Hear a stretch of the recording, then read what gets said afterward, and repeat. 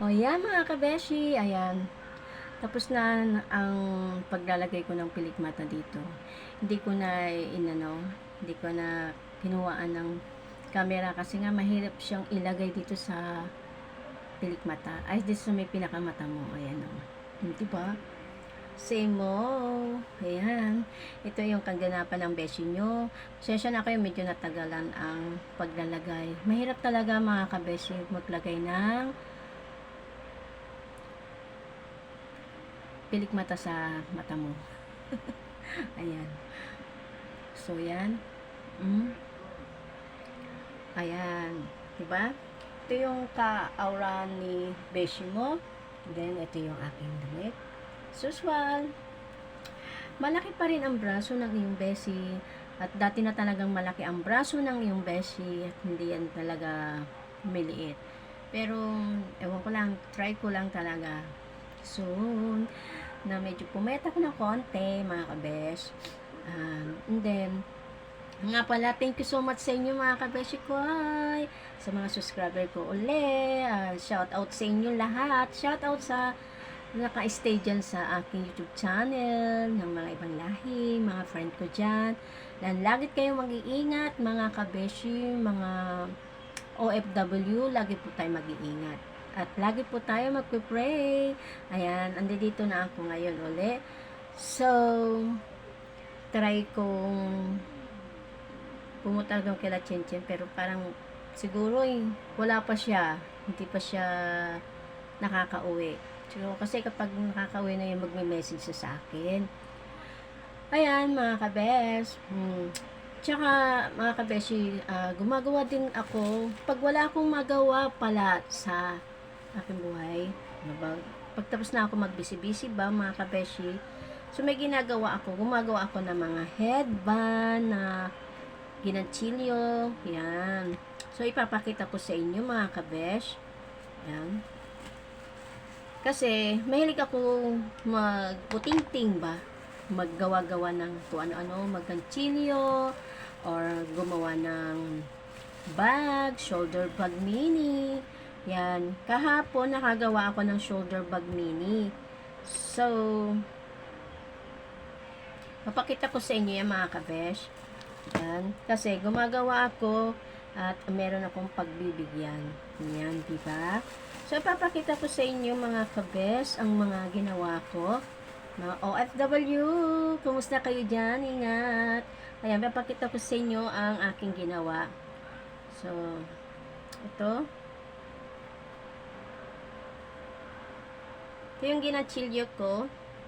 Tinabi ko lang ito, mga kabes. Ayan. Ito yung ginachilyo ko. Dahil may pagbibigyan ako nito. Pag nag-meet na kami ng soon, pag dumating siya. And then, ito kasi, pwede itong, yung alam mo yung, ay, gaganon mo sa ulo. Yan. Yan, o, diba? Ganyan. Yung may nga, mahilig mag-headband na, yung hindi sagabal yung buhok dito sa noo. Ayan, diba? Ganyan. O, diba? Pak! Sino ka dyan? Diba, mga kabes? Ito yung may pagbibigyan talaga ako nito. Yan. And then, meron din akong ginawa. Pares lang din silang color. Medyo lumit ng konti. Ito siya. Diba? So, ilalagay natin ulit sa ulo. Headband din to, mga kabes.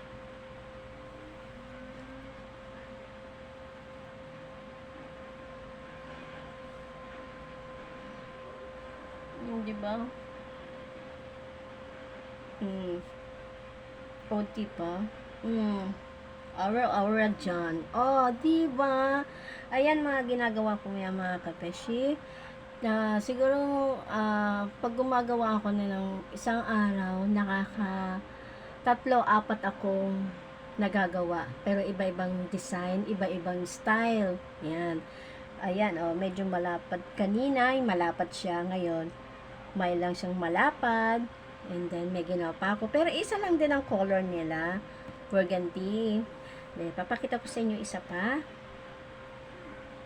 Ito, maliit. Yan. Simple lang siya, pero iba yung kanyang style.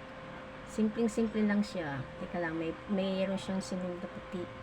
Ayan. Oh, diba? So, ayan. Susot natin ulit.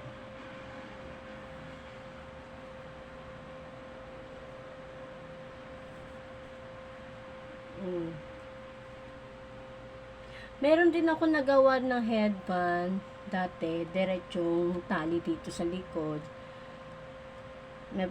Napagbigyan ko na, napadala ko na doon sa aking anak na sa Canada. Ayan. Pero ito, ayan o, diba? Iba yung design niya. Diba, mga kabesh? May pagbibigyan kasi ako nito, kaya ako gumagawa.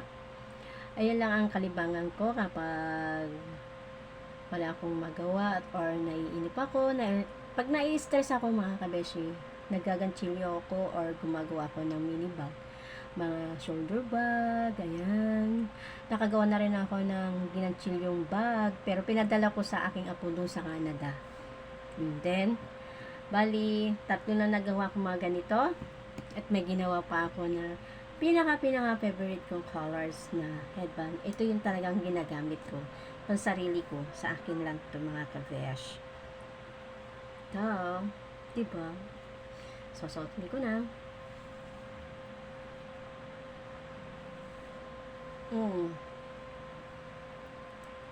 Diba? Bagay ba sa akin, mga kaveshi? Diba? Diba, mga kavesh? Iba din ang style niya, mga kaveshi, tong headband ko. Bali, 2 tong ginawa ko. Kasi yung isa, binigay ko kay Chen Chen. 2 ginagawa ko para kay Chen Chen isa. Ayan. O, diba? Bagay pa sa akin, mga kabes. Comment na naman kayo dyan, pasensya na kayo, mga kabes. Yung mga iba kong subscriber na hindi marunong makaintindi ng Tagalog. So, meron naman siguro dyan na may translate na English or yun, ganyan. And then, yan, diba? Mga ginanchilyo ko lang yan. Gamit ko lang yung ganchilyo. Ayan. At may papakita din ako sa inyo ng bag. Na bag na ginanchilyo ko nung isang araw. So, wait lang. Yan, mga kabes. Ito, ginawa ko. Bag. Diba? Ganda niya. Ito naman ay tela. Tahi ko lang to sa kamay. And then, bumili ako sa Shopee ng hook. Yung hook. Alam mo yun? Yung pang ano sa ano. Ayan. Hook ba tawag nun? Comment nga po kayo, mga kabes. Ayan, yung pang kawit. Diba? Ayan. And then, bumili ako ng palawit sa Shopee. Ang aking name. Rose ICBR. Ayan. Diba? And then, tinahi ko lang to, mga kabesyo, sa kamay, ha. Kasi wala naman akong makina. So, bali gagawin ko dito. Bali 2 bulsa to. Gagawin ko, ang bala ko sana, lagyan ng zipper. Lalagyan ko siya ng zipper kasi wala siyang zipper. Gusto ko kasi lagyan siya ng zipper. Then, bukod din nito.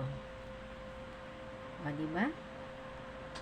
Ito yung ginawa ko, mga kabesyo. Ito yung mga kabesihan ko. Kaya hindi ako gano'n upload ng vlog. Ayan. Mapasensya na kayo, mga kabesi, kasi medyo na busy ako. Kaya, ayun. Soon, lagi tayo mag-vlog.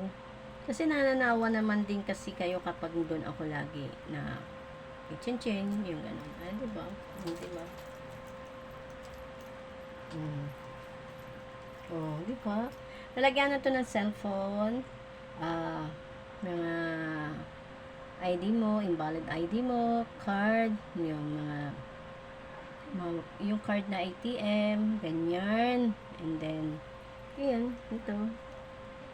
Pag yung magsisimba ka or may pupuntahan ka na gusto mo konti lang yung bit-bit mo, sabit-sabit mo lang yan sa leeg. Yan. Tela ito, mga kabes, ha. Tela. Yan. Tahi lang yan sa kamay.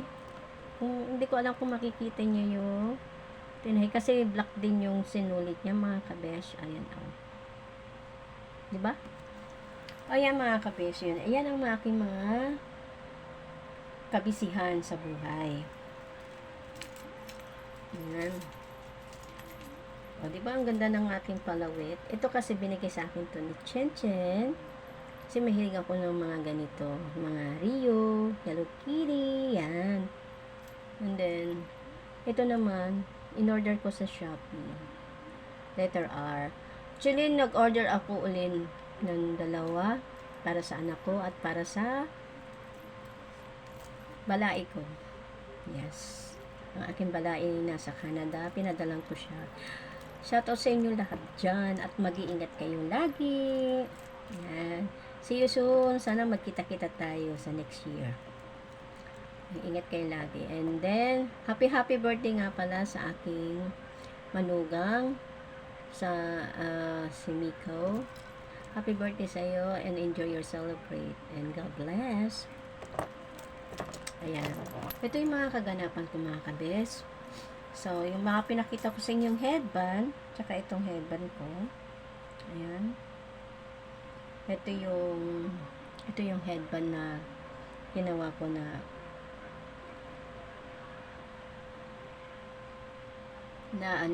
tawag to, violet. Yan. And then, mga ito, pangregalo ko kasi ito. May pagbibigyan ako, kaya medyo tinatabi ko muna mga kabeshi. Kasi, darating siya, siguro next month. Yan, may pagbibigyan ako yan. Tapos yung iba, next year. Diba? May pagbibigyan ako. So, ibabalutin ko to. And then, pag nagkita kami, ibibigay ko. Iyan ang aking kaganapan. Yung aking mga kabisihan sa buhay.